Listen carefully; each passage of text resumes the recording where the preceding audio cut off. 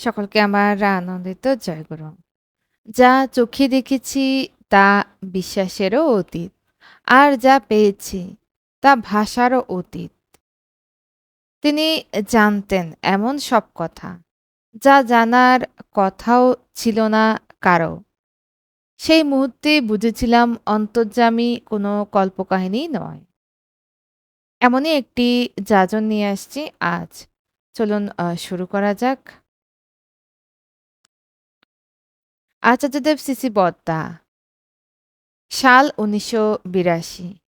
তখন পুরী ঠাকুরবাড়িতে আছেন তিনি। ১ মাসের বেশি হয়ে গেছে। বাড়ির জন্য মাঝে মাঝে মন খারাপ করছে। হঠাৎই একদিন অন্তর্যামী আচার্যদেব সিসি বরদা বলছেন, পরিবারের কেউ একজন নিয়ত ইষ্টকাজে যুক্ত থাকে, তার দ্বারা ৭ পুরুষ উদ্ধার হয়ে যায়।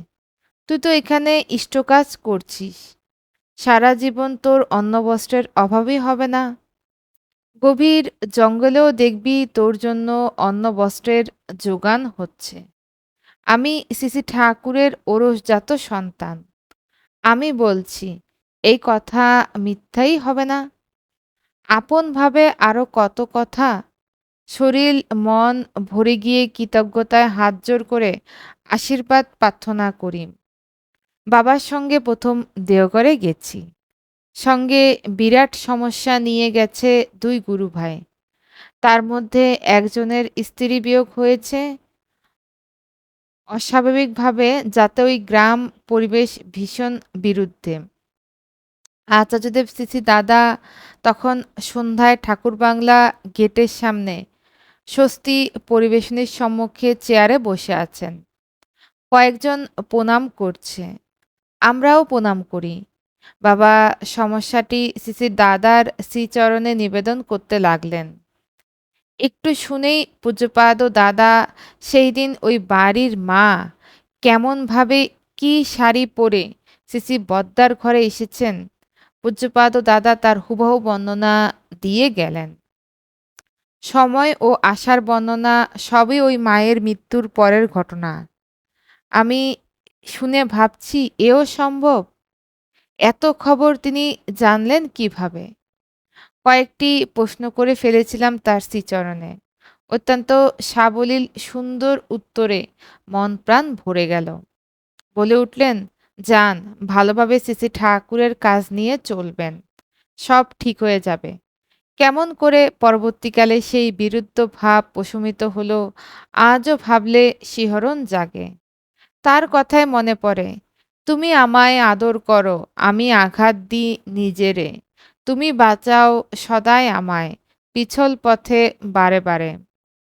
আমার বড় মেয়ের কাঁধে মাঝে মাঝে ব্যথা ছিল। বিভিন্ন ডাক্তারবাবুর নানা সাজেশন। দেওঘরে হাজির হয়েছি। আচার্য সন্নিধানে মেয়ে নিবেদন করতেই, যা, এখনই বাবাকে নিয়ে সিপাইয়ের কাছে যা, বলবি সব ও ওষুধ দেবে, একদম সেরে যাবি। দ্বিতলে পূজনীয় সিপাইদার বাস গিয়ে হাজির হয়ে মেয়েকে নিয়ে। পূজনীয়া বৌরানীমা সহ সিপাইদা অভয় দিয়ে নানা কথা বললেন। আগামীকাল বাড়ি যাব শুনে বললেন, সঞ্জীবদাকে ওষুধ বলে দেব, তুই বাড়ি যাবার আগেই ওষুধ জেনে যাবি। তাই হয়েছে। সামান্য ওষুধ খেয়ে অসামান্য ফল তার। পূজনীয়া বড় বৌদি, পূজনীয় বিঙ্কিবাবু, পূজনীয় বাবাইদা সকলে কেমন আপনভাবে অভয় দিলেন, তা ভাষায় বর্ণনা করা যাবে না। এ শুধু অনুভবের ব্যাপার, অনুভূতি দিয়ে হৃদয়ঙ্গম করা। আমার মেজ ভাই মেয়েদের নিয়ে দেওঘর গেছে। ইচ্ছা মেয়েদের পরম পূজনীয় বাবাইদার মাধ্যমে দীক্ষা দেওয়া। দীক্ষা দিবস সেদিন। শুনলাম আজ পূজনীয় বাবাইদা সকলকে ঠাকুরবাড়ি পাঠাচ্ছেন দীক্ষা গ্রহণের জন্য। তিনি অন্যান্য ঋত্বিক দাদাদের মাধ্যমে দীক্ষা গ্রহণের ব্যবস্থা করেছেন। মেজ ভাইকে বললাম, তাকে নিবেদন করা হবে, তিনি যার মাধ্যমেই বলবেন সেটাই হবে। ভাইজিদের নিয়ে আমার স্ত্রী পরম পূজনীয় বাবাইদাকে নিবেদন করতেই বললেন, ওদের নিয়ে গেটের কাছে দাঁড়াতে। কিছুক্ষণ পর চাওয়া যা তাই ঘটল। ওই দিন কেবলমাত্র তার মাধ্যমে ভাইঝিরাই দীক্ষা গ্রহণ করল। অন্তর্যামীর বাস্তব পরশ পেয়ে ভাইঝিরা আপ্লুত, সঙ্গে ভাইও আমার সকলে।